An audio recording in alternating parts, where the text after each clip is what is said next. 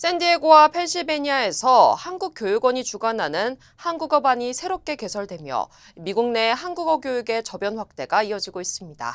12월 둘째 주 주요 한인사회 소식을 종합했습니다. 이원정 기자입니다. 세계한인무역협회 옥타일레이지회가 무역의 날 행사와 함께 김창주 신임 회장 취임식을 열고 새 집행부 출범을 알렸습니다. 김 신임 회장은 회원들에 대한 실질적 혜택을 강화하고 차세대 무역인 양성에 중점을 두겠다고 강조했습니다. 26대에서는 지자체 또 신생 사업에 대한 태스크포스가 생겨서 실질적인 우리 이사님들과 회원들의 이익이 될 수 있는 일들을 시작하기로 했습니다. 무관심보다는 관심으로 또 부정보다는 긍정으로 우리 옥타가 하나 되도록 하고 LA 다운타운 빌트모어 호텔에서 개최된 이날 행사에는 옥타 LA 이사진을 포함한 200여 명의 한인 무역인이 참석해 성황을 이뤘습니다. LA 한인회가 한인타운 공공안전 확보 등 유대계 커뮤니티와의 연대 강화에 나섰습니다. LA 한인회는 윌셔 템플, 카시센터 등과 공공안전 심포지엄과 한인 랍비 대담 등을 잇따라 열고 한유대 커뮤니티 협력을 확대해 나가기로 했습니다. 특히 한인 최초 랍비인 안젤라 부우달은 한인 커뮤니티 재단 윤경복 대표와의 특별 대담에서 랍비로서의 삶과 경험을 전해 큰 관심을 모았습니다. 또 한인회는 지난 3일 유대계 단체들과 공공안전 심포지엄에서 한인타운 치안 강화를 위한 AI 등 첨단 기술 활용 방안을 논의하기도 했습니다. 뉴욕주에서 성매매 알선 혐의로 한인 2명이 기소됐습니다. 크로포드 경찰국과 뉴욕주 경찰은 오렌지 카운티 파인부시 지역의 비비 아로마 스파에서 성매매 알선과 무면허 스파 운영 혐의로 40대 김모 씨와 50대 박모 씨를 체포, 기소했다고 밝혔습니다. 30대 한인 남성 교사가 9살 여학생들을 성추행한 혐의로 체포됐습니다. 허세이 카운티 검찰청은 뉴저지 패터슨 초등학교에서 근무하던 양모 씨가 과학교사로 근무하면서 지난 10월 22일 여학생 2명을 자신의 교실로 데려와 시험을 본다고 하면서 사탕을 주고 눈을 가린 후 성추행을 한 혐의로 체포했다고 밝혔습니다. 한국 국적자이자 기혼자인 양 씨는 학교에서 해고됐으며 2급 성폭행과 2급 아동복지 위해 혐의 등이 인정될 경우 각 혐의당 최대 10년씩 모두 20년 징역형을 받을 수 있습니다. 뷰티마스터 재단이 150명의 학생에게 장학금을 수여했습니다. 뷰티마스터 뷰티풀 스칼라십 장학재단은 올해 한인 학생 5명을 포함해 총 150명의 장학생을 최종 선발해 각각 $1,000씩 총 15만 달러의 장학금을 수여했다고 밝혔습니다. 뷰티마스터 장학재단은 지난 2019년부터 조지아와 플로리다 지역의 고등학교 졸업 예정자를 대상으로 매년 장학금을 수여하고 있습니다. 샌디에고 통합교육부의 정규 학교에서는 처음으로 한국어반이 정식 편성됐습니다. LA 한국교육원은 아메리카스 파이니스트 차로 고등학교에 4개 학급 규모의 한국어반을 신설하기로 결정했습니다. 아메리카스 파이니스트 차로 스쿨은 한인 학생이 한 명도 없는 학교지만 앞으로 중학교와 초등학교 과정까지 한국어반을 확대하는 방안도 고려하고 있다고 밝혔습니다. 고석화 뱅크 오브 호프 명예회장과 부인 고 고정옥 여사가 설립한 고선재단이 비영리 봉사단체에 총 30만 달러를 지원합니다. 고선재단은 가장 취약한 사람들에게 봉사하는 한인가정상담소와 LA 리저널 푸드뱅크 등 비영리 봉사단체 25곳을 선정해 총 30만 달러를 지원한다고 밝혔습니다. 올해 총 지원금은 지난해에 2배로 늘렸으며 재단 기금도 500만 달러에서 1,000만 달러로 2배로 확충해 미래 세대까지 지속적으로 지원할 수 있는 기반을 마련했습니다. 메이저리거 김하성 선수가 한인 청소년들을 위해 운동용품을 기부했습니다. 한미재단은 김 선수가 뉴발란스와 협력해 $10,000 상당의 운동용품을 기부했으며 한인가정상담소와 한인타운 청소년회관 등을 통해 도움이 필요한 청소년들에게 전달할 예정이라고 밝혔습니다. 재외동포 협력센터가 내년에 한국에 있는 대학이나 대학원에 입학할 예정인 학생들에게 학비를 지원할 예정입니다.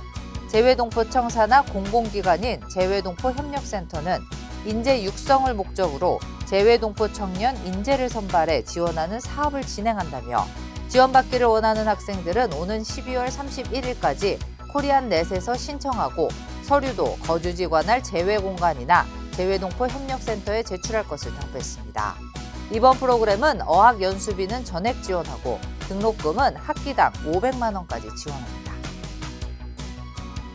샌디에고 한인타운 중심부인 커니메사에서 무장 강도 사건이 발생했습니다. 샌디에고시 경찰국은 지난 12월 3일 밤 9시 30분쯤 써니스파에 침입한 강도가 직원들을 권총으로 위협해 현금을 훔쳐 달아났다고 밝혔습니다. 경찰은 한인업소들이 밀집한 지역으로 안전에 주의할 것과 용의자에 대한 주민들의 제보도 당부했습니다. 지난달 공식 임기를 시작한 제22기 민주평통 LA 협의회가 LA 한인타운에서 출범회의를 열었습니다. 장병우 평통 LA 회장은 지역 정치인과 주류 사회에 대한 풀뿌리 공공외교 활동을 강화해 미주 지역에서 통일 역량 제고에 힘쓰겠다고 밝혔습니다. 한국민주평통본부의 방용승 사무처장도 직접 참석해 통일 강연과 함께 197명의 LA 자문위원들에게 위촉장을 수여했습니다. 이번 행사에는 이재수 민주평통 미주 부의장과 김영환 LA 총영사를 포함해 한인사회 주요 인사와 자문위원 등 200여 명이 참석했습니다. LA 한인회에서 청소년 차세대 리더 육성을 위한 멘토링 프로그램 두 번째 세션을 개최합니다. 한인회는 오는 13일 오전 10시 뱅크 오브 아메리카의 스텔라리 수석 부사장이 멘토로 참여해 크레딧 관리와 기초 재정 관리 등 청소년들이 알아야 할 금융기초 지식 교육과 함께 질의응답 시간도 마련했다고 밝혔습니다. 뉴저지 한인회장 선거가 단독 후보 출마로 치러질 가능성이 커졌습니다. 선거관리위원회는 현재 1명만 후보 등록을 했으며 후보 등록 마감은 오는 12일 오후 5시까지이지만 이 후보를 위해서는 등록 서류가 필요하기 때문에 현실적으로 경선은 불가능해졌다고 밝혔습니다. 항공사 에어프레미아가 내년 4월부터 서울 인천에서 워싱턴 덜러스 간 직항 노선을 공식 취항합니다. 에어프레미아는 당초 3월 말 취항 일정보다 한 달가량 늦어진 4월 24일부터 월, 수, 금, 일요일 등 주 4회 운항한다고 밝혔습니다. 아마존에서 판매된 21만 개의 리튬이온 보조 배터리가 리콜됐습니다.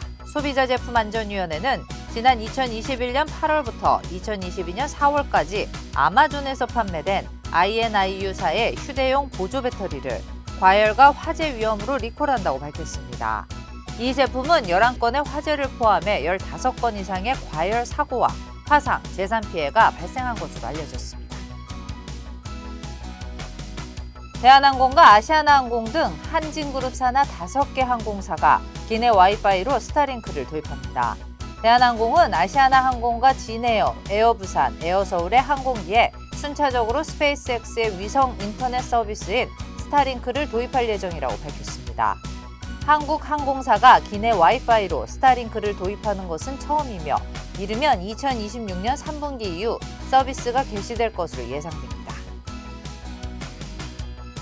어제 LA 한인타운 옥스포드 호텔에서 고석화 뱅크 오브 호프 명예회장의 은퇴식이 열렸습니다. 은행가에서 50년 가까이 한인사회와 함께해온 고 명예회장은 은퇴 후 봉사자의 삶을 살겠다는 포부를 밝혔습니다. 펜실베니아 몽고메리 카운티 커뮤니티 칼리지가 한국어 강좌를 개설했습니다. 뉴욕 한국교육원은 한국어 강좌는 대면 수업으로 진행되며 처음 개설이라는 점을 고려해 초급반을 개설, 비학점제로 운영되며 학생이나 지역 주민들을 수강할 수 있다고 밝혔습니다. 강좌는 내년 1월 26일부터 2월 25일까지며 주 2회 수업이 진행됩니다. 재외동포청이 한국 청년들의 인턴십 사업에 참여할 기업을 모집합니다. 재외동포청은 현지 사업자로 등록돼 있으며 연매출이 100만 달러가 넘는 기업 중 한국 청년들을 인턴으로 고용하기를 원하는 기업들은 오는 12월 19일까지 한상넷을 통해 신청해야 한다고 밝혔습니다. 인턴들의 출국 시기는 3월 중입니다. 일리노이주에서 한인 태권도 사범이 미국 태권도 고단자회 명예의 전당에 헌액될 전망입니다.